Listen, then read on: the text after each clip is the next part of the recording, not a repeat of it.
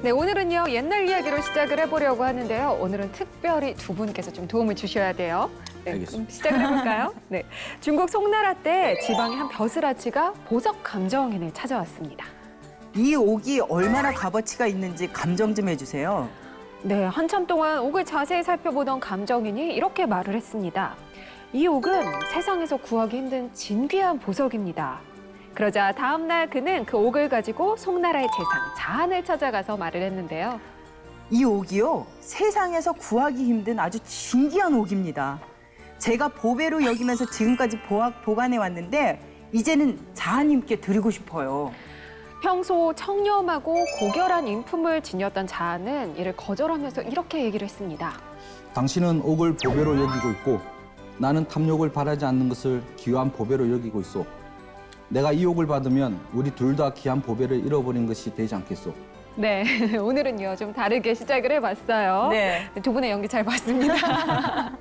네, 송나라의 재상 자한의 얘기로 문을 열어봤는데요. 여러분은 자신이 좋아하는 일, 또 주변에서 원하는 일 중에서 어떤 것을 보배로 여기고 계신가요? 안녕하세요, 이채은입니다. 네, 저의 보배가 있어요. 네, 안녕하세요. 네, 이희구 씨와 함께 하겠습니다. 감사합니다. 이렇게 보배로까지 취급을 해주셔서 너무 행복합니다. 사실 직업이란 건 정말 우리 일상생활에서 보배라고 할 수가 있을 것 같아요. 인생에서 아주 귀하고 꼭 필요한 수단이 바로 직업이라고 할 수 있는데 그녀가 돌아왔다에서는 여러분들의 그 귀한 직업을 찾을 수 있도록 많이 노력하고 있습니다. 그렇죠, 박사님? 네, 그렇습니다. 안녕하세요. 네. 우리 박사님이라고 해야 돼요. 왜요? 아이, 원래 박사님이셨대요. 몰랐어요. 네, 앞으로 이제 네. 함께 해주실 조재환 박사님 네. 인사 좀 해주시죠. 예, 반갑습니다. 지난주까지 이제 김병숙 교수님께서 같이 이제 하셨는데요. 네. 이 자리를 제가 이제 물려받고 그 뜻을 제가 실망시키지 않고 사제 동행인 것처럼 스승님의 뜻을 받아서 제가 잘 이어나가도록 하고 우리 직업에 관련된 올바른 정보와 알찬 희망적이고 또 도전적인 이야기 많이 들려드리도록 하겠습니다. 네. 자, 그녀들만을 위한 그녀가 돌아왔다. 지금부터 시작합니다.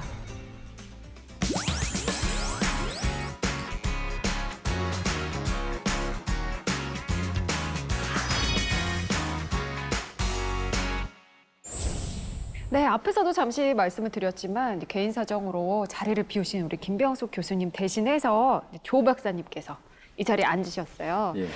거기 앉아보시니까 어떠신가요? 굉장히 가슴이 이제 떨리고요. 네. 카메라 시선이라든지 어떻게 네. 이제 전달을 해야 될지 그만큼 교수님의 이제 자리가 크구나라는 것을 새삼 느끼게 됩니다. 어깨가 무거우시죠? 네. 앞으로 또 이제 현장에 계신 직업 전문가로서 많은 네. 정보를 주실 거라고 기대하겠습니다. 네. 자, 이제 그녀가 돌아왔다 본격적으로 시작을 해볼 텐데요. 지난주는 여성들의 자격증에 대해서 알아봤거든요. 네. 이번 주는 어떤 내용이죠? 이번 주는 금녀의 직업에 도전하는 여성들의 이야기를 통해서 여성들의 직업을 좀 분석해 보려고 합니다. 우리 여성들이 원하는 직업과 사회에서 요구하는 직업은 과연 어떤 걸지 이 부분에 대해서도 알아보고 네. 조 박사님과 이하나 기자님과 함께 정보를 공유해 보도록 할게요. 네. 네. 요즘이요, 뭐 여자, 남자 이런 게 많이 없어진 시대고요. 그렇긴 여성들의 하죠. 사회적 지위가 많이 상승됐다고 그렇게 이야기를 하죠. 하지만 아직까지 우리나라뿐만 아니라 전 세계적으로 여전히 금녀의 벽이 존재하는 분야들이 있습니다. 네. 이 직업의 종류에 있어서 여성들의 진출을 제한하는 국가가요, 무려 100개국에 달한다고 해요. 많아요. 그만큼 여전히 네. 또 이제 뭐 여자가 진출하기 힘든 곳들, 또 사회생활하는 데 장벽들이 존재한다는 건데 이런 현실 속에서 금녀의 구역에 당당하게 도전한 여성들을 통해서 직업 세계 남녀 성역을 허물어 보도록 하겠습니다. 그럼 지금부터 자세히 살펴보죠.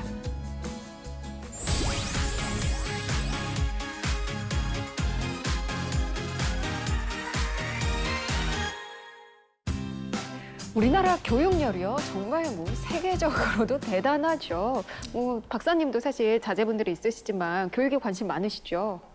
그렇죠. 이제 실질적으로 이제 공부에 대한 이제 교육에 대한 분야는 조금 이제 설정을 해봐야 되겠지만 네. 뭐 남들처럼 학업적으로 잘하기보다는 자기가 원하는 쪽으로 교육을 했으면 좋겠다라는 게 네. 제 철학입니다. 우리 그 여성과 남성의 고등 교육기관, 그 대학 진학률을 보면은요. 네. 성차별이라는 말이 무색하고요. 오히려 여성들에 대한 교육률이 더 높아지는 것 같아요. 자세히 그런데 좀 살펴보면은요. 여성과 남성이 진학하는 분야에서는 큰 차이를 보인다고 하거든요. 보통 우리 여대생들이 주로 진학하는 학과 어딘지 혹시 알고 계세요? 여대생 여성스러운 걸 진학하겠죠. 아무래도 네. 뭐 디자인, 뭐 이런 게 예능 계통, 뭐 식품 영양학과, 뭐 이런 것. 네네. 아니면 좋은 가장 우리가 선망하는 그 선생님 같은 네. 편하겠죠. 아무래도 여성들은 그쪽을 택할 것 같아요. 정답입니다. 빙고? 네. 여성들은요, 교육 계열이나 예능 계열 쪽으로 많이 진학을 하고요. 남성들은 공학 계열로 진학률이 높다고 해요. 이런 차이는 그런데 학사학위보다는 석사나 박사학위 취득 분야에서 명백하게 차이를 보이고 있다고 하는데, 자, 일단 왜 이런 현상이 일어나는지 그 특징을 한번 살펴보겠습니다. 박사님, 우리가 이제 전통적으로 보통 여자들이 많이 가는 직업, 뭐 여성의 직종 이런 것들이 있잖아요. 네. 뭐 그런 특징들이 있을까요? 그러한 이제 직업들을 우리는 여성 이제 주종 직업이라고 네네. 우리가 이야기를 많이 하죠. 실질적으로 여성분들이 왜 그쪽 분야로 많이 가느냐라는 거에 대해서 이제 우리가 좀 살펴볼 필요가 있는데요. 네. 일단 여성 주종 직업이라는 것 자체는 실질적으로 여성분들의 비율이 약 한 70%에서 75% 정도를 이제 차지하고 있는. 네네. 그다음에 이제 남성분들이 그 외에 이제 한 15%, 20% 정도를 차지하고 있을 때 여성 주종 네네. 직업이다라고 이제 이야기를 하고 있죠. 네. 우리가 이제 실제로 보게 되면 이 여성 주종 직업 아까 이제 네. 이구 씨가 말씀하신 것처럼 네. 뭐 예능 쪽도 마찬가지고 그다음에 이제 뭐 식품, 그다음에 이제 선생님 아까 교사 네. 이런 쪽으로 했던 것들 중에 이제 우리가 확실하게 볼 수 있는 게 뭐냐면 이 가사. 그러니까 실제로 남성과 여성에 대한 성차별적인 요소를 우리가 이제 많이 가지고 있죠. 네네. 그리고 그거가 이제 지금부터 계속 이제 이어져 오고 지금 많이 타파됐지만 실제로 이제 여성분들은 가사를 중심으로 움직이다 보니 가사 위주로서의 이제 진로라든지 직업 분야 또 자기가 제일 좋아하고 잘할 수 있는 것은 이제 가정에서 봤던 것들 네. 이런 것들로 이제 많이 구성이 되고 있는 형태가 되죠. 그리고 특히 여성분들의 직업들을 보면 소수 직업에 좀 과잉, 좀 포착이 돼 있는 형태를 볼 수가 있습니다. 네네. 실제로 아까 말한 것처럼 그쪽 직업 분야는 한정되어져 있는데 실제로 그에 대해서 지원하는 분야, 즉 공급은 훨씬 더 많아지게 되는 거죠. 그러니까 실제로 우리가 흔히 말하는 여성분들은 저임금이라고 이야기하는 것들이 이제 수요 대비 공급이 특정 네. 분야에 너무 몰리다 보니까 이런 부분에 대해서 이제 문제를 발생할 수 있는 거고요. 네. 실제로 이제 여성분들이 이제 높은 분야로 아까 이야기하셨던 것 중에 보면 이제 우리 텔레마케팅 쪽이라든지 그다음에 실제로 교사 네. 이쪽으로도 굉장히 많이 포진이 되어 있는 형태고요. 그다음에 이제 격리 회계, 출납원 이런 네네. 쪽으로도 많이 분포가 되어져 있다라고 보시면 될 것 같고요. 네. 우리가 전문직으로 만약에 보게 된다면 아까 말한 것처럼 이제 의사 중에서도 소아과 의사나 이런 쪽 부분으로 많이 네. 이제 돼 있고 간호사 네. 그러니까 돌봐주고 감싸줄 수 있는 네네. 이런 부분들로 이제 전통적인 서비스에 집중돼 네. 있다라고 보시면 될 것 같습니다. 네. 그럼 반대로 남성 직업이라고 불리는 남성 주종 직업의 특징도 있겠죠. 그렇죠. 실제로 여성분들보다는 남성분들이 이제 기존에 너무 많이 이제 잠재를 해왔던 부분이고 잠식을 네. 해왔잖아요. 그리고 권위와 권력과 위세 이런 부분들이 이제 우리가 구성이 되는데 실질적으로 이제 남성분들이 많이 하고 있는 이제 남성 주종 직업으로 네. 보게 되면 실제로는 한 50% 이상 거의 한 50%를 육박하고 있다고 이제 봐야 되겠죠. 네. 그리고 이제 모든 직종 분야에 다 포함이 되어져 있는데 특히 이제 그 중에서도 많이 할 수 있는 부분은 이제 기계. 그러니까 네. 실제로 이제 기계 설계 그다음에 부분인데 여성분들하고 남성분들의 주 이제 직업의 특징은 뭐냐면 바로 힘의 강도를 우리가 좀 많이 측정을 할 수가 있습니다. 그래서 보통 우리가 직무 분석을 하고 직업을 선택할 때 크게 이제 5가지로 좀 볼 수 있는데 아주 가벼운 작업, 즉 한 4kg 정도 들 수 있느냐 마느냐, 운반할 수 있느냐라는 거고요. 그다음에 가벼운 직업의 강도라고 한다면 한 8kg 정도. 그러면 지금 뭐 진행자분이나 이구식 같은 경우도 한 4kg에서 8kg는 얼마든지 저 못 들어요. 저 아니, 연약해요. 근데 사실 그러지 마세요. 주부들 같은 네. 경우에는 아이 몸무게가 이미 그 그래요. 정도가 되잖아요. 그리고 이제 보통 이제 우리가 말하는 20kg를 네. 기준으로 가져가거든요. 네. 그 다음에 이제 무거운 강도가 이제 40kg로 가고 그 이상이 40kg 이상인데 우리가 보통 10kg짜리 쌀, 그 다음에 한 포대 같은 경우도 이제 80kg, 40kg 가게 되면 이게 솔직히 체력적으로 가져가기 힘든 부분이 그럼요. 많죠. 네네. 그래서 이전에 산업시대부터 농업시대부터 사냥과 물건과 이런 것들을 좀 많이 하다 보니 실제로는 이제 육체적인 노동에 관련된 빈도가 네. 높을수록 남성 주종이 이제 훨씬 더 높게 나타나는 형태라고 보시면 될 것 같고요. 네. 네네. 참고로 이제 추가적으로 하나 더 말씀을 좀 드리면 우리가 이제 행정관리직 쪽 부분에 남성분들이 훨씬 더 많이 이제 진출을 해 있는 부분들이 많죠. 네네. 그래서 우리가 보통 사회 이슈가 될 때 여성분들이 고위 뭐 관리직이 된다든지 됐을 때 뭐 스포트라이트를 받고 맞아요. 그분들의 옛날에 추적을 해서 역경을 이겨낸 그렇죠. 여성 이런 이야기들이 많이 나오는 이유가 여기 있다고 보시면 될 것 같습니다. 그런데 뭐 물론 이제 뭐 육체적인 이유 이런 것도 있겠지만 굳이 이렇게 남성과 여성의 직종이 분리가 된 뭐 배경이나 이유가 있을까요? 우리가 그냥 근본적으로 보게 되면 실제로 온시 공동체 예전에 온시 시대로 다시 넘어갈 수가 있는 거죠. 네. 어찌 보면 이제 남성의 역할은 사냥을 하는 거죠. 그렇죠. 그래서 사냥을 하기 위해서는 힘으로서 동물을 제압을 하고 그것을 식구들을 이제 먹여 살려야 되고 네네. 거기에 대한 여성의 역할은 잡아온 동물을 가지고 먹여야 되는 그렇죠. 이러한 이제 역할들을 이제 계속 오래전부터 해왔던 부분이다 보니까 실제로 남성 같은 경우는 위험을 가지고 움직이고 여성분들은 안정적이고 돌봄, 네. 그 다음에 자녀를 키우는 이제 교육적인 네네. 측면을 이제 그때부터 계속 가져왔다라고 볼 수가 있을 것 같고요. 네. 그 다음에 이제 실질적으로 여성분들의 이제 성역할에 대해서 고정관념이 좀 많이 있다고 봐야 되겠죠. 네. 어쨌든 가사랑 자녀는 나의 몫이다. 그렇죠. 라는 게 이제 가부장 제도에서도 이어져 왔기 때문에 이런 부분들에서 우리가 말하는 직종 분리가 이제 시작이 됐다라고 보시면 될 것 같습니다. 뭐 이렇게 얘기를 들어보니까 예전부터 뭐 그런 환경이 있었겠다 이런 생각이 들긴 하는데 그렇다고 해서 뭐 여성이기 때문에 못한다, 남성이기 때문에 못한다 이런 직업은 없을 것 같거든요. 금녀의 직업에 당당히 도전하고 있는 여성들은 어떤 차별을 감내하고 있을까요? 궁금하시죠? 화면으로 준비했습니다. 사람들은 남녀 차별이 많이 사라졌다고 합니다. 하지만 세계 곳곳에는 아직도 여성의 사회 진출을 가로막는 법률이 존재하는데요. 최근 세계은행그룹은 전 세계를 대상으로 여성에 대한 차별적 법률의 유무를 조사했는데요. 그 결과 하나 이상 존재하는 나라가 90%에 달한다고 합니다. 러시아를 비롯한 41개국에서는 일부 공장 업무에서 여성이 일하는 것이 금지되어 있기도 한데요.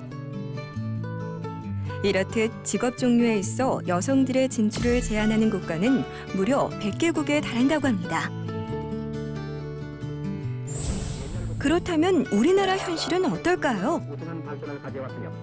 우리나라는 유교에 따른 남아선호 사상 등의 영향이 많이 남아있는 나라입니다. 그래서인지 여성은 여전히 전통적 성별 분업에 얽매여 있는 경우가 많은데요. 제가 조금 보수적인 거일 수도 있는데 뭐 여자라서 당연히 뭐 심부름을 하는 것도 있을 거고 뭐 상사의 뭐 담배 심부름도 해봤었고 그거에 대해서 큰 불평은 없었는데 다만 글쎄 뭔가 제가 또 발전을 할 수 있는 건 아닌 것 같아서 그거에 대해서 조금은 불편했었습니다. 여성의 비율이 해마다 증가하고 있는 초중고 교사. 하지만 여성이 관리직으로 승진하는 것은 바늘구멍을 통과하는 것만큼이나 어렵다고 합니다. 결혼과 동시에 퇴직 아닌 퇴직을 하게 되거든요.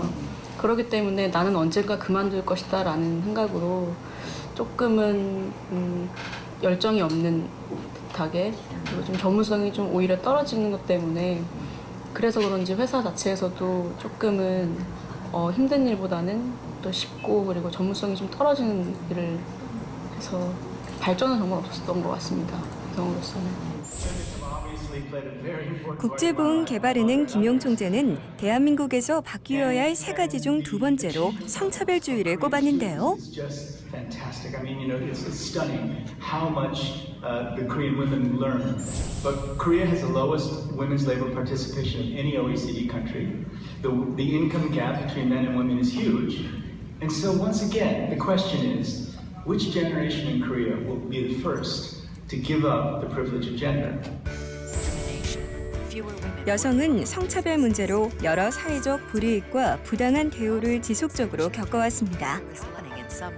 하지만 여성들 역시 사회 일원으로서 노동시장의 중요한 역할을 담당하고 있습니다. 노동시장에서 성별 차이를 극복하기 위해서는 무엇보다 성평등을 보편적 가치로 받아들이는 우리의 인식 제고가 필요하지 않을까요? 여전히 노동시장에 존재하는 유리천장 때문에 참 안타까운 마음도 드네요. 굉장히 이런 분들이 그래도 계시기 때문에 앞으로는 좀 이런 성벽이 허물어지지 않을까 그런 생각도 드는데요. 자, 일단 우리가요, 이런 성별 직종에 대한 개념부터 좀 잡아봐야 될 것 같아요. 박사님, 먼저 성별 직종 분리 어떤 건지 설명 좀 해주세요. 그냥 쉽게 생각했을 때 성별이 분리되는 건데요. 네. 이거를 그냥 성별의 문제로 볼 게 아니라 실제로는 더 큰 바운더리에 있는 노동시장의 이제 분절화로 봐야 됩니다. 네네. 그러니까 쉽게 말하면 노동시장이 분리가 이원화가 되어져 있는데, 쉽게 말하면 산업별, 그러니까 남성과 여성에 의해서 산업과 기업 규모와 그 다음에 직종, 그 다음에 좋아하는 분야, 좋아하지만 진출할 수 있는 분야, 이런 것들에 대한 부분들이 이제 분리가 돼 있는 거죠. 네. 그래서 우리가 말하는 글래스 실링 효과라고 하는 이제 유리천장 효과도 요 보이지 않는 이 천장에서 자기는 충분히 들어갈 수 있다 생각했는데 어느 순간 쿵 하고 부딪히니 유리가 있더라. 네. 이 똑같은 효과로서 이제 분절화를 우리가 개념을 좀 잡을 수 있고요. 이 노동 분절화에 관련해 가지고는 노동시장의 분절화는 수평적 이제 두 가지로 좀 측면을 볼 수 있는데, 수평적인 거와 수직적인 네. 측면을 좀 볼 수가 있습니다. 그러니까 수평적인 이제 분리라고 우리가 보게 되면 여성과 남성의 완전히 다른 분야에서의 이제 분리라고 볼 수가 있죠. 특히 네. 여성분들 같은 경우는 뭐 섬유나 의류나 또 뭐 식욕, 요리 이런 쪽으로 특화되어 있는 분야라고 갈 수 있는 반면에, 남성분들은 자동차, 항공, 이렇게 또 육체적인 이제 산업군에 네네. 들어가는 이러한 이제 수평적인 분리로 볼 수 있고요. 수직적인 것은 동일한 이제 규모 또는 조직 내에서의 역할에 대한 차이라고 우리가 볼 수가 있거든요. 네네. 그래서 이제 뭐 고위 관리, 그 다음에 행정 업무 이런 부분들의 남성 부분과 서비스 판매 쪽은 또 여성분들. 그러니까 네. 똑같은 집단에서도 역할이 분리가 됐다는 거죠. 네. 이렇게 우리가 이제 여성과 남성의 규모별, 직무별로 따라서 노동시장이 분절되어 있다. 요거를 우리는 성별 직종 분리의 개념으로 보시면 될 것 같습니다.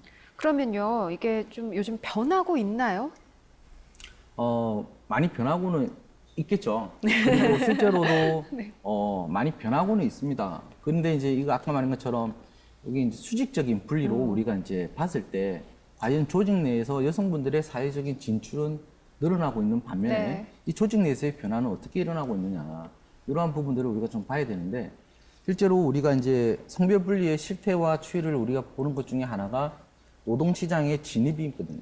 그러니까 우리가 흔히 말하는 간단한 예로 들면 뭐 취준생, 네. 취업준비생이 대기업에 가는 거냐, 아니면 벤처 중소기업에 가느냐에 따라서 네 인생이 바뀐다, 네. 뭐 진로가 바뀐다, 그 다음에 연봉이 바뀐다, 이런 이야기 많이 하잖아요.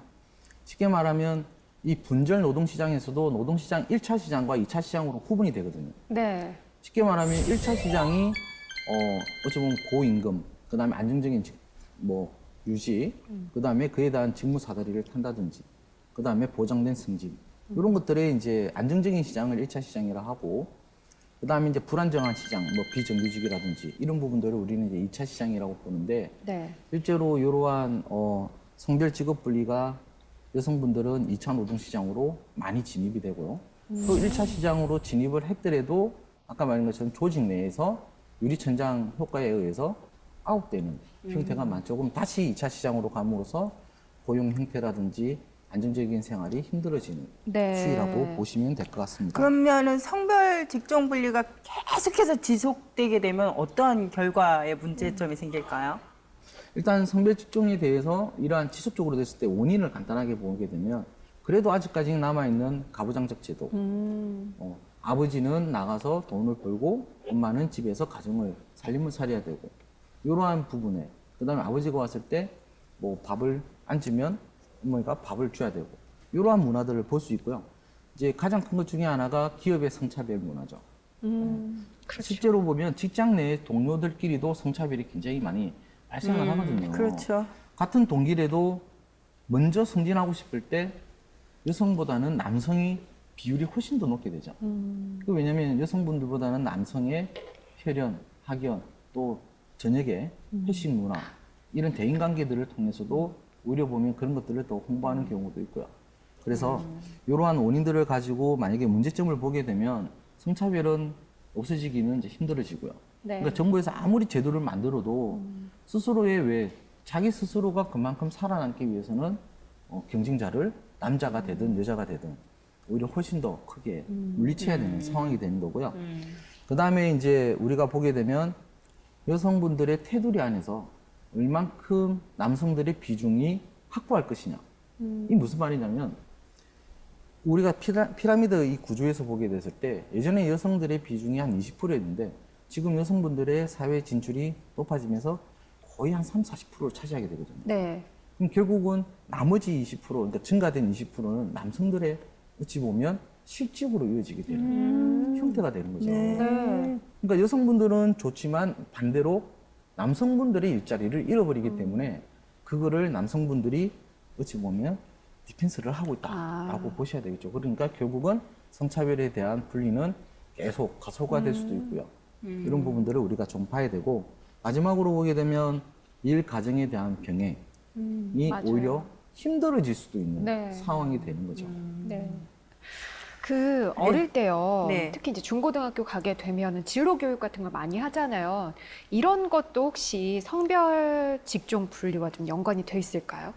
실제로 보면 진로 교육을 이제 할 때 가장 큰 문제점이 하나가 본질적인 진로 교육이 아니라 진학 교육에 초점이 많이 맞춰져 있다는 거죠. 네네. 그러니까 쉽게 말하면 진로 교육과 진학에 대한 범주에 대한 구분이 좀 혼란이 되는.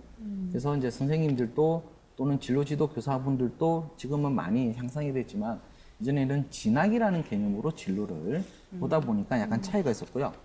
그 다음에 성역할에 대한 교육에 대해서 좀 부족하게 움직이고 있다. 네. 말 그대로 아버지의 역할과 엄마의 역할만 알지 사회에 진출했을 때의 여성의 역할과 남성의 역할, 네. 그다음에 불이익을 받았을 때 어떻게 대처해야 되는지를 미리 중고등학교 때부터 받아야지만 아까 말한 것처럼 뭐 금녀의 벽에 내가 도전을 하더라도 요거를 알고 도전하는 거나 모르고 당하는 거랑은 틀리게 되는 거죠. 네. 그리고 이제 마지막으로 보게 되면 우리가 진로 교육을 하는 데 있어 가지고 저 한 가지 질문 하나 드리면 네.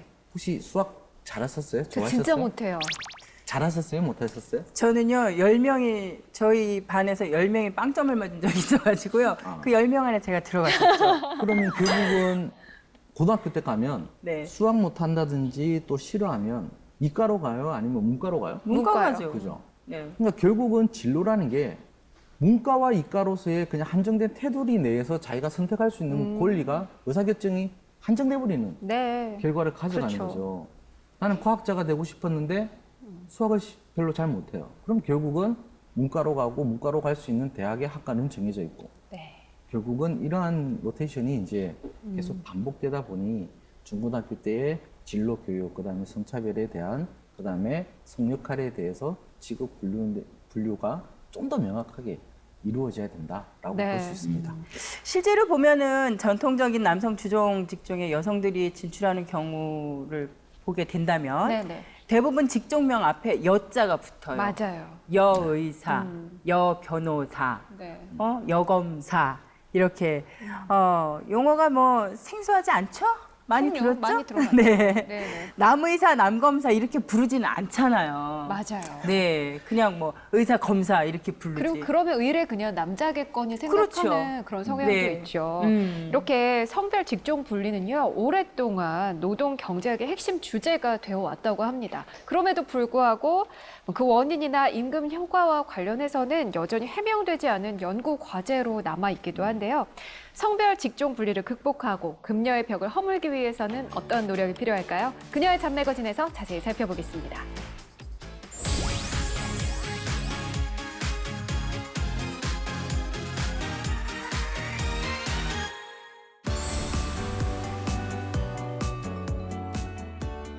매주 월요일 날카로운 눈으로 사회를 분석하는 이하나 기자님 함께합니다. 안녕하세요. 네, 안녕하십니까. 네.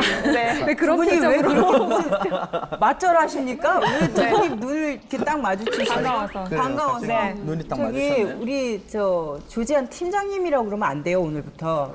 박사님이라고 불러주셔야 돼요. 조 박사님. 네. 아유, 어색하고 좋네요. 네, 앞으로 두 분이 많은 정보와 또 현장의 이야기들 많이 나눠주실 거라고 믿겠습니다. 네. 오늘은 금녀 직업에 대한 얘기를 나누고 있었어요, 이 기자님. 기자님이 보시기에 직업에 있어서 아직까지 이 성차별이 존재한다고 생각하세요? 뭐 아까 이제 금녀의 직업, 뭐 금남의 직업이 뭐 남아 있다, 뭐 이런 얘기들을 좀 나누셨는데 네. 최근에는 좀 이런 인식이 많이 사라지고 있다. 뭐 이렇게도 저는 생각을 하거든요. 뭐 좀 여성 직업으로 여겨지던 간호사, 뭐 보육교사의 남성들이 이제 진출하는 경우들도 많고요. 반대로 이제 남성 직업이라고 여겨지던 분야에도 여성 진출이 많이 네. 늘어나고 있잖아요.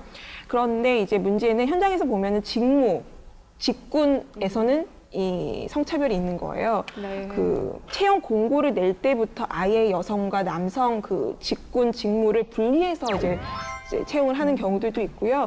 남녀가 같은 업무를 해야 하지만 뭐 여성의 임금을 좀 낮게 책정해서 뽑는 경우들도 있어서 이런 경우는 사실 임금이나 승진에서 차별을 겪을 수도 있는 상황이거든요. 뭐 예를 들어 갖고 금융권을 좀 볼게요. 금융권은 이제 은행 같은 금융권 같은 경우는 다른 분야보다 여직원 비율은 굉장히 높은 편이거든요. 네. 그 사무금융노조 발표를 보면 전체 금융권 여성 직원 비율이 한 43% 정도 돼요. 저희 거의 절반에 가까운데요. 정규직 채용을 보면은 여성은 20%. 근데 비정규직은 채용에 있어서 90%가 여성이라고 해요. 그래요? 예. 그 예를 들어서 손님과 직접 대면하는 은행 창구직 네네. 있잖아요. 거기서는 대부분 여성분들이에요. 그렇죠. 그러니까 이제 정규직으로 채용이 되더라도 분리 직군제 때문에 임금이나 뭐 이제 고위직으로 승진하는 일은 어렵다. 아직까지는. 예, 그렇게 볼 수 있을 것 같습니다. 그래요. 이 의식적으로 교육된 좀 뭐라고 할까 사회적인 성고정관념 뭐 이런 것도 있지 않을까 생각이 드는데 아까도 우리 잠깐 얘기 나왔어요. 여성들이 좀 더 많이 진학하는 학과, 네. 남성들이 많이 진학하는 학과 얘기를 했는데 이런 교육 결과를요 대학 전공 분야에서도 확인할 수 있다고요? 네네. 뭐 잘 아시다시피 이제 2015년 기준으로 해서 여학생의 대학 진학률이 한 75% 가까이 되거든요. 네네. 근데 남학생은 67.7% 정도예요. 그 격차가 한 7%포인트 정도 나요. 네. 그런데 이제 계열별로 보면은 여학생 구성비에서 좀 차이가 납니다. 교육계 같은 경우는 선생님이 많이 되는 학과죠. 교육계는 79% 여학생 구성비가, 의학계도 많아요. 72%, 인문계 66%로 이렇게 높은데 이게 남학생에 비해서는 2배, 거의 뭐 4배까지 많은 네네. 구성 비율이에요. 그런데 공학계 같은 경우는 여학생 구성비가 17% 정도. 굉장히 낮네요. 굉장히 낮습니다. 남학생의 한 5분의 1 수준이거든요. 네네. 그 지난 20년간 추이를 좀 보면은 계열별로 뭐 여학생 구성비에서 일부 이렇게 진전도 있었어요. 뭐 전형적인 남성 영역이라고 예전에는 봤던 사회 계열 네. 여기서의 여학생 구성비가 이제 급증을 했거든요. 그런데 아까 말씀드렸다시피 그 공학계는 사실 그렇게 변화가 없었고 네. 전형적인 여성 영역이라고 인식되어 온 예체능계, 뭐 인문계 여기에 여학생 집중 현상도 20년간 큰 변화가 없다고 합니다. 네. 여대생들이 전공 과목이 취업할 때도 영향을 굉장히 많이 미칠 거라고 저는 생각이 되는데 직업별 여성 취업 구성 비율이 어떻게 되나요? 네. 일단 2014년 기준으로 볼게요. 여학생의 전체 취업률이 한 50.4% 정도 되거든요. 네. 남학생은 8.6%, 남학생보다 이제 8.6%포인트 낮은 거예요. 네, 네. 그러니까 대학 진학률은 여학생이 남학생보다 7% 높지만 취업률은 8%포인트 정도 낮은 거죠.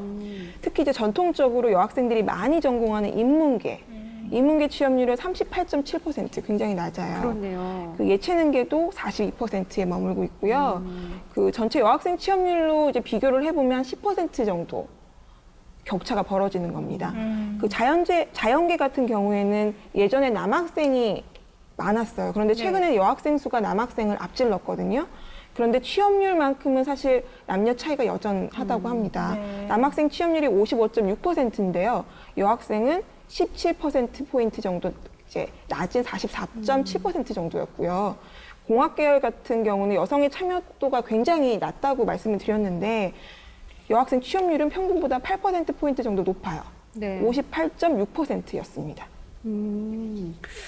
그래요. 이렇게 뭐 직종 분리가 되는 것도 문제지만 사실 여성 주종 직업이라고 해도 관리직은 남성들이 더 많이 분포가 돼 있잖아요. 이 이유가 뭘까요, 박사님? 굉장히 어려운 질문 중에 하나인데요. 제가 오히려 이거로 한번 질문을 한번 드려볼게요. 네. 요리는 남자가 잘할까요? 여자가 잘할까요?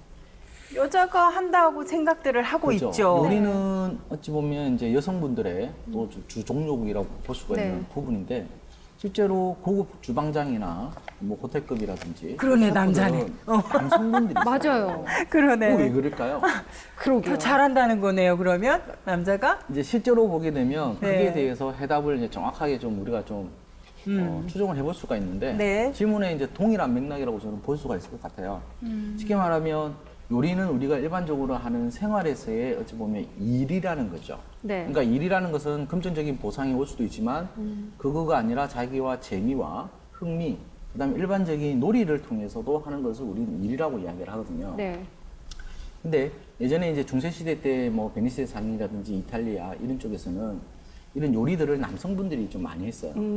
그러다 보니까 여성도 하고 남성도 하지만 실제로 그냥 하나의 일 자체로 보면 요리는 먹고 맛있고 이런 개념이지만 이거를 이제 상인으로서 돈으로 환산이 되면서 직업화가 되면서부터 그렇군요. 요거는 이제 남성분들이 여성분들의 이런 요리를 부속으로 이제 가져가고 네. 아예 직업화되면서 이제 관리직으로 올라서는 이런 형태를 가져가게 되는 거죠. 네. 그래서 우리가 보면 여성분들이 많이 진출하는 항공, 그 다음에 스튜어디스, 그 다음에 교육 분야 이런 부분에 가더라도 실제로 비중은 한 42%, 45%까지 차지를 하고 있지만 관리의 입장으로 보게 되면 약 한 6%에서 8%대만 여성분들의 관리직을 가지고 있는 거죠. 네, 네. 그리고 그것도 중간 관리급에서 움직이는 거고요.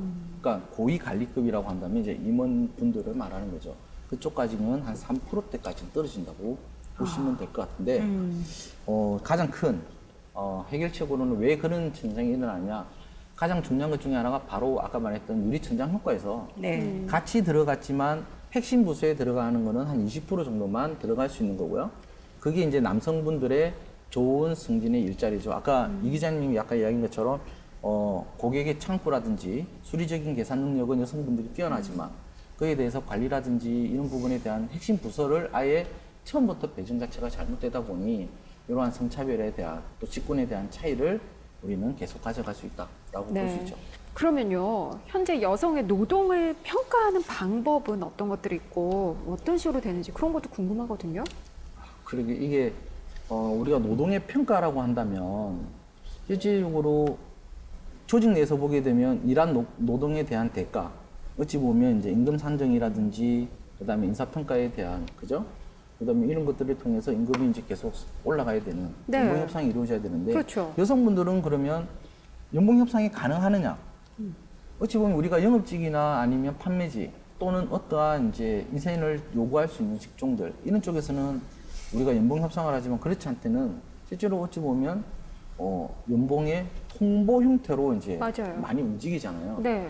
그래서 여성분들에 대한 노동에 대한 재평가도 반드시 좀 일어나야 될 부분 중에 하나고요. 이거는 정규직이냐 비정규직이냐에 대한 고용 형태에서도 가장 심각하게 네. 나타나는 원인 중에 하나고 실제로 보면 직무 평가를 제대로 여성분들에 대해서 제대로 된 평가 방법이 없어요, 실제로는.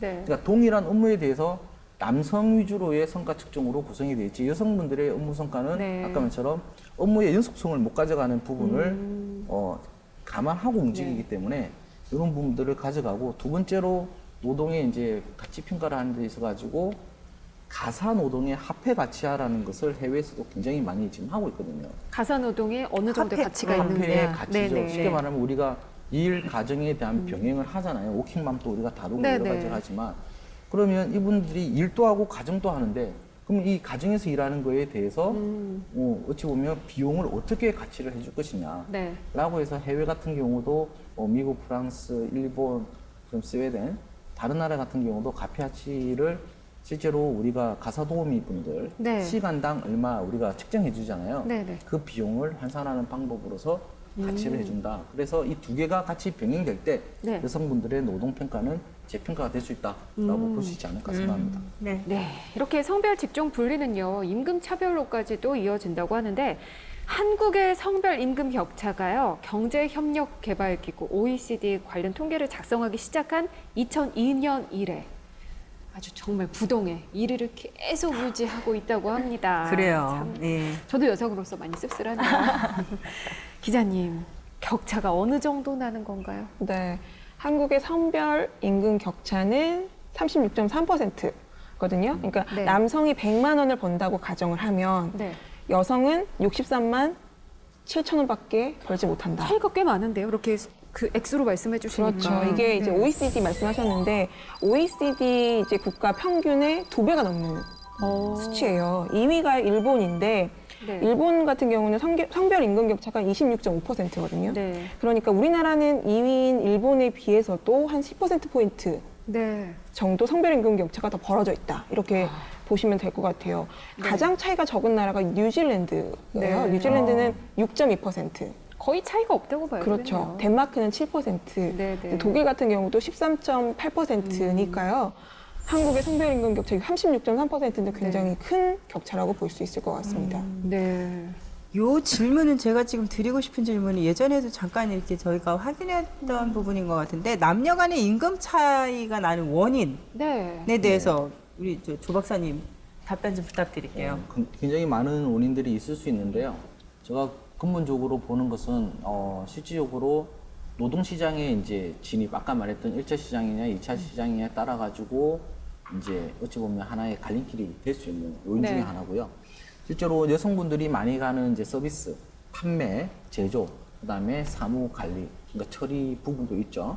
이런 부분에 너무 집중 포화되다 보니까 솔직히 임금에 대한 차이는 가져갈 수 네네. 있다라고 있고, 그다음에 두 번째로 보면 노동의 근속 연수에 대해서 차이도 있을 수가 있다. 우리가 계속 이야기했던 경력 단절 여성이라든지 출산, 육아에 의해서 워킹맘 및 여러 가지 일 병행 일을 하잖아요. 그래서 이런 부분들을 우리가 빨리 이제 극복을 좀 해야 되는 부분 중에 네. 하나고요.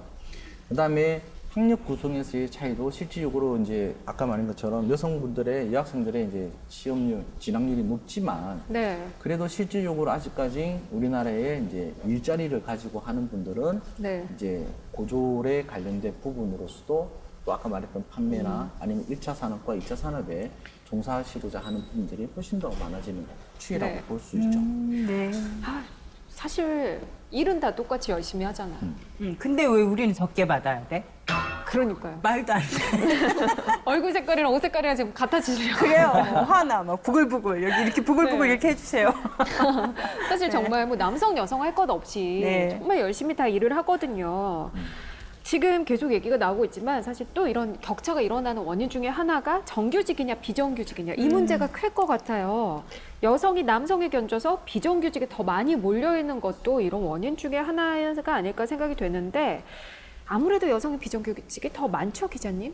예, 뭐 맞습니다. 최근에 이제 여성가족부와 통계청이 발표한 그 통계를 보는 여성의 삶이라는 이제 수치가 있었는데요. 거기서 남성 노동자 가운데 비정규직은 26.5%였어요. 네. 그러니까 정규직이 훨씬 많은 거죠. 네. 반면에 여성 노동자는 전체가 이제 842만 명 정도인데요. 여기서 비정규직이 339만 명. 그러니까 40% 정도가 비정규직이었어요. 반 가까이. 그렇죠. 되는 10명 중, 기준이네요. 그러니까 여성 노동자 10명 중 4명이 비정규직이라는 얘기거든요. 네. 이러한 상황에서 이제 고용 형태에 따른 임금 격차는 곧 성별 임금 격차로 그렇죠. 이어진다. 이렇게 이제 추론을 할 수 있을 것 같아요. 네. 뭐 조사 결과도 있는데요. 남성 정규직 임금을 100이라고 이제 해볼게요. 그러면 네. 여성 정규직의 임금은 68%. 네. 아까 이제 비슷했죠. 남성 비정규직은 52.6%예요. 네. 그런데 여성 비정규직은 35.4%로 확 떨어집니다. 그러니까 남성 정규직이 100만 원을 벌 때 여성 비정규직은 35만 원을 번다. 어머, 아니, 말도 안 돼. 너무 차이가 많이 나는데요. 이렇게 네. 취급해 줄 수 있는 거예요? 그러니까 고용 형태에 따른 이 차별이 성별 임금 차이보다 더 이제 크다 이렇게도 볼 수 그러네요. 있을 것 같아요. 어머, 세상에. 그러니까 여성들이 이제 비정규직에 몰려 있다 보니까 네. 임금에서도 성별 격차가 클 수밖에 없다. 네. 이렇게 볼 수 있습니다. 우리도 비정규직이고 여성인데요. 그러게요. 심각하네요. 네, 특히 아, 이제 이럴 수 뭐 없어. 사회 서비스 같은 네, 경우를 좀 살펴볼게요. 예. 뭐 사회 서비스 같이 이제 새로 등장하고 있는 저임금 여성 집중 직종 이렇게 표현을 네. 하더라고요. 이게 임금 격차를 벌리는 역할을 하거든요. 그러니까 여성이 정통적으로 가정에서 하던 일, 뭐 가사 도우미도 있고요, 뭐 베이비시터도 있고요. 이렇게 네. 가정에서 하던 일이 이제 노동시장에 나오면 이게 노동시장에 나와서 직업이 되면 임금이 낮게 이제 책정이 되는 거예요. 굉장히 힘든 일들인데. 예, 뭐 최근에 이제 KTX 여승무원 사례를 네, 좀 알려드릴게요. 이게 그 성별 직무 분리로 볼 수 있을 것 같거든요. 네. 성별로 직무를 분리하는 방식은 이제 성차별을 좀 더 공고하게 만든다 이렇게 표현을 합니다. 그 KTX 승무원의 경우에는 남자 승무원하고 여자 승무원이 승객의 안전, 뭐 서비스 이렇게 하는 동일한 업무를 하고 있었거든요. 네. 근데 남자 승무원들은 철도 공사 소속이었어요. 네. 그러니까 철도 공사 정규직. 근데 여승무원은 자회사의 위탁계약직인 비정규직이었거든요. 네. 그러니까 전문가들은 이 사례를 여성이 집중되어 있는 직무를 간접 고용으로 돌려서 이제 동일임금법을 회피했다 이렇게도 지적을 하는 부분도 네, 있어요. 그러네요. 사실 국가인권위원회가 이 사례를 성차별에 해당된다 이렇게 네. 표현을 했는데 그래서 이제 여승무원들이 정규직으로 전환해 달라 이렇게 요구를 이제 오랫동안 했는데 이게 결국에 작년에 이제 대법원이 공사 쪽 손을 들어주면서 결국 뭐 정규직 전환은 어렵게 됐습니다. 사실 이 KTX 여승무원 사례 같은 경우에는 굉장히 오랫동안 이슈가 되면서 많은 또 여성들을 힘들게 했던 그런 사례이기도 한데요. 이런 성별 직종 분리를 해소하기 위해서 정책적인 부분이 마련이 돼 있나요? 우리나라는 법은 사실 굉장히 잘 되어 있다 이런 얘기들을 많이 하거든요. 네. 뭐 이미 30년 전부터 법으로 네. 고용상 이제 성차별을 금지하고 있어요. 30년 전부터면은 이미 이제 어느 정도 시행착오도 끝났을 것 같은데. 그렇죠. 그런데 아직까지 좀 남아있는 상황이죠. 네. 그 1987년에 사실 남녀고용평등법이 제정이 됐고요. 네. 여기에서 이제 모집 채용에 있어서 그 여성과 남성의 평등한 기회를 부여할 것을 이제 보장하는 거 이게 명시가 돼 있습니다. 네. 뭐 동일가치 노동, 동일임금 법칙도 명시되어 있고요. 외모 차별 금지 네. 뭐 이런 조항도 포함되어 있는데요. 사실 잘 이루어지지가 않다 보니까 이제 고용노동부에서도 최근에 이제 근로감독을 강화하는 방식으로 이런 뭐 성별 직종 분리라든지 이런 부분을 해소하기 위해서 노력을 하고 있습니다. 네. 이제 고용노동부에서 모집 채용에서 여성을 배제하거나 여성만을 대상으로 뭐 이제 채용을 하는 경우 남녀를 직종별로 분리 모집하거나 모집 인원을 다르게 정하는 경우들을 이제 고용상 성차별 이렇게 네. 규정을 하고 있고요. 사실 또 다른 방법이 성별 직업 분리를 개선하기 위해서 뭐 직종별 그리고 산업별 근로자 현황을 계속 이제 파악을 하는 거예요. 이제 추이를 네. 살펴보는 거죠. 이런 제도 이제 적극적 고용 개선 조치 제도라는 게 있습니다. 네. 이게 뭐 기업들의 여성 고용 비율, 무슨 여성 관리자 비율을 이제 파악을 하는 것이라고 보면 되는데요. 뭐 사실 동종 산업의 비슷한 규모 기업들끼리 비교를 하는 거예요. 그렇기 때문에 절대적인 기준이 될 수는 없지만 기업들 보고 이제 자발적으로 이제 여성 고용률도 늘리고 여성 관리직도 늘려라 이렇게 권고를 하고 뭐 기업들도 알겠다 이렇게 바꿔 나가겠다 이렇게 하는 것이어서 사실 뭐 강제 규정이 많이 없어서 이게 잘 되고 있지는 않은 상황이긴 합니다. 예. 네. 그럼 성별 직종 분리 해소를 해서 금리의 벽을 허물기 위해서 어떤 정책이 필요해요? 딱딱 집어서 좀 말씀해 주세요, 조 박사님. 예. 집어서 해주셔야 돼요. 왜 갑자기 긴장하시죠? 그러면 실제로 한 4가지 정도로 네. 제가 한번 정리를 해볼 수가 있는데요. 네. 이 정책들은 이제 정책 연구 결과 보고서에 보면 이제 여러 가지 종류들이 많이 나오겠지만 아까 말처럼 어떤 대상에 어떤 시기에 어떤 직종을 가지고 하느냐에 따라서 틀리지고요. 네. 그에 따라서 공통적으로 보게 되면 여성분들의 근속연수에 대한 탄력 문제를 좀 실시하는 게 굉장히 중요하거든요. 네. 그러니까 실제로 보면 같은 10년이라는 기준을 뒀을 때 여성분들이 평균적으로 이제 근무했던 기간이 한 3.6년, 네. 그다음에 남성들이 한 6.5년. 그러니까 어찌 보면 그 기간 동안에서도 한 2배 정도의 네. 기간 연속성을 이제 유지를 못했던 거죠. 그 안에는 여러 가지 이제 뭐 출산과 결혼과 육아들이 이제 같이 들어가는 부분이기 때문에 일단은 여성 근속연수에 대한 탄력적인 운영을 이제 제도적으로 지원을 좀 들어가야 될 것 같고요. 네. 두 번째는 아까 이런 탄력적인 제도가 아무리 있더라도 어쨌든 출산과 육아는 피해갈 수 없는 길이고 이 부분을 지원하기 위해서는 이 건물 내 또 근무하고 있는 그 기간 내에 네. 이제 타가시설이라든지 유치원 운영이라든지 어린이시설을 기반을 좀 둬야 되는 형태가 좀 구성이 돼야 됩니다. 근데 실제로 저희 같은 경우도 요거를 제가 이제 노사근로위원회 할 적에 제가 이거를 제안을 했었는데요. 어쨌든 300인 이상에서 시설에 대한 제도, 규제가 굉장히 까다로워요. 이거 설립하는 자체도. 네. 그 다음에 재취업에 대한 교육, 즉, 아까 말했죠. 여성분들이 소수 직업에 너무 공급이 광의되어 있는 형태가 있어요. 그리고 네네. 어찌 보면 기술적인 분야에 대해서 교육이 솔직히 좀 떨어집니다. 네. 아까 이 기자님 말씀하신 것처럼 여성분들이 공대 쪽으로 가는 기술이 떨어지죠. 그러니까 결국은 인문사회, 그 다음에 주로 언어적인 부분들, 이런 부분들이 하다 보니 결국은 그거는 시간이 지났을 때 고임금으로 갈 수 있는 발판을 못 가져간다라고도 이제 판단이 네네. 되기 때문에 기술적인 부분들을 좀 더 향상시키고 그 부분에 대해서 대응할 수 있게 된다면 네. 여성분들에 대해서도 좀 더 이러한 금리의 벽을 좀 허물 수가 있고요. 마지막으로 고용에 관련된, 즉, 이 고용 계약을 할 때 사업주와 그 다음에 구직자들의 의식 전환이 동시에 같이 좀 일어나야 된다고 봅니다. 네. 실제로 아까 채용에 관련해서 여러 가지 차이도 있다고 하지만 공고에 대해서는 많이 개선이 되고는 있어요. 네. 근데 실제로 그 부분에 대해서 고용주 쉽게 말해서 채용하는 입장에서는 그럼 우리가 특정 직군에 그러면 남녀에 대한 차이를 두어야 되는데 요거를 법적으로 못하니까 실제로 그냥 명목상으로만 하고 나중에는 그러면 실제로 뽑을 때 그럼 이게 대해서는 어떻게 할 것이냐. 이거에 대해서 이제 고민을 또 많이 하거든요. 그러니까 서로 네. 입장 간의 차이도 있기 때문에 일단은 이런 부분들을 이제 좀 더 많이 구성을 하고 의식 개혁이 좀 해야 되고요. 예전에 11년도에 지금 한 5년 전에 뉴질랜드에서 어떤 기업에서 굉장히 몹쓸 이제 발언을 했었죠. 뭐 했어요? 여성분들은 한 달에 한 번 있는 그러한 공개 휴가라든지 출산 휴가 때문에 네. 우리는 공식적으로 여성들을 뽑지 않겠습니다. 어머나, 라고 세상에. 했던 이러한 사례들도 있기 때문에 네. 실제로 이런 부분들을 이제 고용주에 대한 의식들 네. 이런 부분들의 개선이 또 필요하다고 봅니다. 기자님. 뭐 물론 이런 뭐 차별 때문에 그런 것도 있겠지만 또 여성들이 유독 선호하는 직업이라든가 좋아하는 직업들이 있을까요? 네, 뭐 예상을 하시겠지만 뭐 통계청에서 2015년에 사회조사 네. 결과를 발표를 했어요.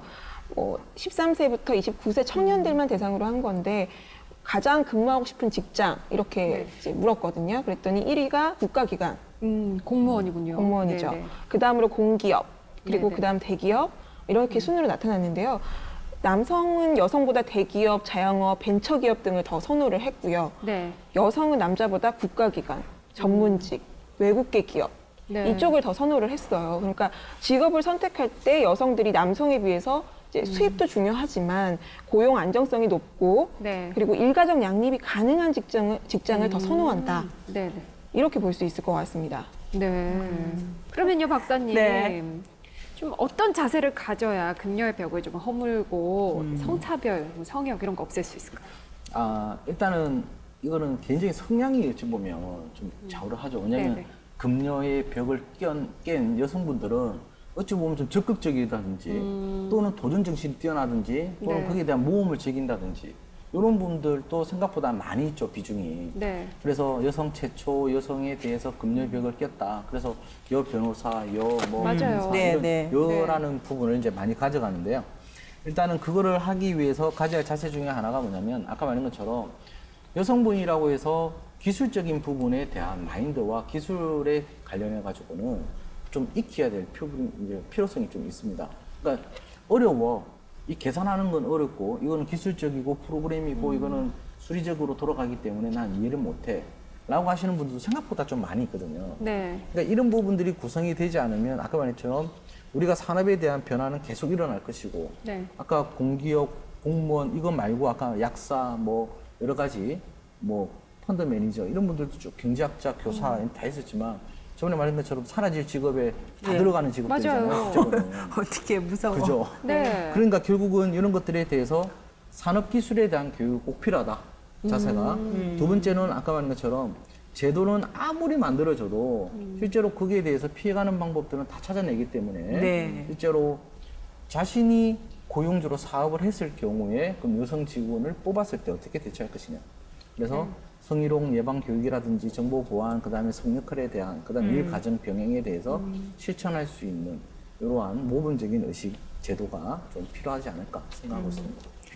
금녀 직업을 없애려면 필요한 직업 교육도 많죠. 있겠죠. 많아요. 말씀해 주세요. 가장 중요한 많이. 거는 이 직업에 관련된 직업 윤리 교육이 굉장히 필요합니다. 아, 네. 실제로 아까 말했지만 국가기관이든 강공서든 뭐 공기업이든 각자 하는 역할이 다 틀리잖아요. 그렇죠. 거기에 관련해 가지고 그냥 공무원으로 내가 들어가면 끝이다. 거기서 사무 보고 행정 보면 되는 게 아니라 거기에서 해야 되는 명확한 직업들의 윤리라는 게 있거든요. 도리도 있고요. 그래서 우리가 세월호의 선장 사건을 봤듯이 선장과 항해사와 그다음에 도선사 뭐 각자의 역할들이 다 있듯이 이 윤리라는 것을 우리는 반드시 좀 알고 접근했을 때 성교육에 대한 부분, 성차별에 대한 부분을 해결할 수가 있고요. 네. 그다음에 아까 이 두 번째로 했던 성역할에 대한 올바른 직업 교육이 네. 중고등학교 때부터 올바르게 돼야지 부모님의 그냥 아버지와 엄마의 역할만 계속 강조를 하게 되면 네. 결국은 나이 들고 나서 그걸 해결할 수 있는 부분은 힘들고요. 그다음에 이제 세 번째로 직업의 세분화를 위한 틈새 직업 교육에 대해서 다양하게 교육이 좀 이루어져야 되고 네. 요즘 이제 고등학교 때 보면 진로 지도 교사 분들이 많이 계시기 때문에 네. 이분들을 통해서 진로 직업 체험을 좀 네, 활발히 네. 좀 시키는 부분이 하고요. 마지막으로 중요한 것 중에 하나가 말하면 여성분들의 기술 사업화죠. 네, 네. 그래서 이 기술 사업화라는 게 뭐냐면 아까 말했지만 기술에 대한 부분의 이해가 떨어지기 때문에 네. 이번에도 우리 보면 인문학이 뭐 NCS 프로그램 중에서 인문학을 공대로 보내서 그 기술을 배우게 하고 사회 진출을 시키는 프로그램들을 지금 만들고 있거든요. 네. 수학하기 싫어서 인문대를 갔는데 취업을 위해서 다시 공대 공부를 하라고 하는 게 이거는 좀 약간 어폐가 있죠. 그렇죠. 취업률은 좀 더 나오고 있다는 조사는 있습니다. 네. 그래서 이러한 기술 사업화에 대한 교육도 반드시 필요하다. 자, 마지막으로요, 기자님. 우리 금요일 영역에서 열심히 일하고 있는 여성들에게 응원 한 말씀 해주세요. 네, 뭐 고용상 차별이 이제 법으로는 금지가 되어 있잖아요. 네. 그러니까 이게 좀 안착이 되도록 차별을 겪지 않도록 제도적 보완이 마련되는 게 우선이고요. 그리고 그 후배 여성들에게는 이렇게 금요일 영역에서 이제 도전하고 있는 분들이 선배님들이잖아요. 맞아요. 또 이제 남들이 가지 않은 길을 개척해 가시는 분들이기 때문에 좀 사명감과 자부심을 갖고 힘들고 외롭더라도 좀 헤쳐나가시길 응원하겠습니다. 네. 자, 박사님도 성별 직종 분리 현상을 겪고 있는 우리 여성분들에게 조언을 좀 부탁드립니다. 네. 성별이라는 것은 아까 말한 것처럼 남성 주종 직업과 여성 주종 직업이 분명히 분리가 돼 있고요. 그거는 이제 성향이 이제 어찌 보면 많이 존재를 하고 있는데 그 벽은 이제 어찌 보면 장애가 아니라 장벽이죠. 우리가 얼마든지 망치로 무너뜨릴 수 있는 벽이기 때문에 그 벽에 대해서 우리가 깨는 것을 억지로 할 게 아니라 말 그대로 발상의 전환이 필요한 네. 형태로 우리가 좀 이 기회를 삼는다면 좋지 않을까 생각하고 있습니다. 네. 네, 오늘 고생해주신 이한나 기자님, 주재한 박사님 고맙습니다. 감사합니다. 네, 감사합니다. 네, 오늘 저희가 준비한 이야기는 여기까지입니다. 내일은요, 여성들이 성별 직종 분리를 극복할 수 있는 현실적인 대안과 함께 찾아올 텐데요. 내일 내용 소개 좀 해주세요. 내일은 직종 분리 현상을 극복한 그녀를 스튜디오로 직접 모실게요. 네. 과연 그녀가 금녀 구역에서 편견을 깨고 자리를 잡을 수 있었던 노하우가 무엇이었을까? 네. 많이들 궁금하실 것 같고요. 오랜만에 그녀가 돌아왔다 해서 만나는 그녀에게 많은 기대와 부탁을 드리고 싶습니다. 네. 그리고 조 박사님과 함께 금녀의 직업에 진출한 여성분들의 고민을 들어보고 또 솔루션도 제공해 드리는 시간 마련되어 있습니다. 네, 내일도 저희와 함께 해주시고요. 20세기 프랑스의 작가이자 실존주의 철학자인 시몬 드 보부아르가 이런 말을 남겼습니다. 여성은 태어나는 것이 아니라 만들어지는 것이다. 여자는 여자로 태어나는 게 아니라 여자로 길러진다. 이런 뜻을 표현한 말인데요. 지금까지도 많은 사람들에게 회자가 되고 있습니다. 과연 여성들의 여성성은 누가 결정을 하는 것일까요?